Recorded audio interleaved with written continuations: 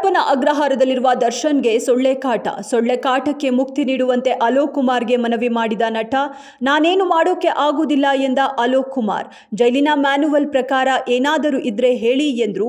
ಜೈಲು ಭೇಟಿ ವೇಳೆ ದರ್ಶನ್ ಮನವಿಗೆ ಡಿಜಿಪಿ ಡೋಂಟ್ ಕೇರ್. ಬೆಂಗಳೂರಲ್ಲಿ ತಂದೆ ಮಗ ಅನುಮಾನಾಸ್ಪದ ಸಾವು. ತಂದೆ ಅಭಿನವ್, ಮಗ ಯದುವೀರ್ ಮೃತ ದುರ್ದೈವಿಗಳು.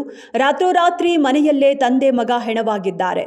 ಕಿವಿಯಲ್ಲಿ ರಕ್ತ ಬಂದಿತ್ತು, ಅರಿಶಿಣ ಹಚ್ಚಿದ್ದೆ ಅಂತಿರೋ ಹೆಂಡತಿ. ಕೊಲೆ ಹಿಂದೆ ಹರಿಣಿ ಕೈವಾಡ ಬಗ್ಗೆ ಕುಟುಂಬಸ್ಥರು ಅನುಮಾನ. ಚಾಮರಾಜನಗರ ಶೂಟೌಟ್, ಮ್ಯಾಜಿಸ್ಟ್ರೇಟ್ ತನಿಖೆಗೆ ಆದೇಶ. ಅರಣ್ಯ ಇಲಾಖೆಯ ಸಿಬ್ಬಂದಿ ಗುಂಡೇಟಿಗೆ 3 ಬಲಿ ಪ್ರಕರಣದ ಬಗ್ಗೆ ಮ್ಯಾಜಿಸ್ಟ್ರೇಟ್ ತನಿಖೆಗೆ ಆದೇಶಿಸಿದ ರಾಜ್ಯ ಸರ್ಕಾರ 7 ದಿನಗಳೊಳಗೆ ಸಂಪೂರ್ಣ ತನಿಖೆ ನಡೆಸಿ ವರದಿ ಸಲ್ಲಿಸಲು ಸೂಚನೆ. ತನಿಖಾಧಿಕಾರಿಯಾಗಿ ಕೊಳ್ಳೇಗಾಲ ಎಸಿ ದಿನೇಶ್ ಕುಮಾರ್ ಮೀನಾ ನೇಮಕ.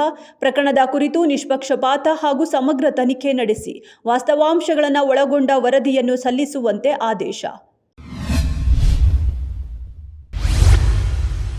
ಚಾಮರಾಜನಗರ ಶೂಟೌಟ್ ಕೇಸ್, ಮೃತರು ರೈತರೇ ಹೊರತು ಬೇಟೆಗಾರರಲ್ಲ.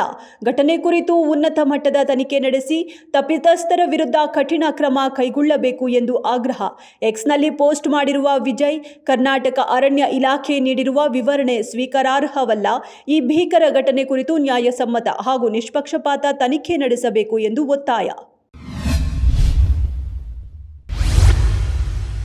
ಜೈ ಡಿ ಬಾಸ್ ಅನ್ನೋದನ್ನ ಮೊದಲು ನಿಲ್ಲಿಸಿ. ವಿಜಿ ದರ್ಶನ್ ಬುದ್ಧಿಮಾತು. ಮದುವೆ ಸಮಾರಂಭದಲ್ಲಿ ವಿಜಯಲಕ್ಷ್ಮಿ ಕಂಡು ಜೈ ಡಿ ಬಾಸ್ ಎಂದ ಫ್ಯಾನ್ಸ್. ಎಲ್ಲಾ ಕಡೆ ಇದೇ ತೊಂದರೆ ಆಗ್ತಿರೋದು, ಮೊದಲು ಇದನ್ನು ನಿಲ್ಲಿಸಿ. ಮದುವೆ ಮನೆಯಲ್ಲಿ ದರ್ಶನ್ ಫ್ಯಾನ್ಸ್ಗೆ ಬುದ್ಧಿವಾದ ಹೇಳಿದ ವಿಜಯಲಕ್ಷ್ಮಿ. ಫ್ಯಾನ್ಸ್ ವರ್ತನೆಗೆ ಅಸಮಾಧಾನ ಹೊರಹಾಕಿದ ದರ್ಶನ್ ಪತ್ನಿ.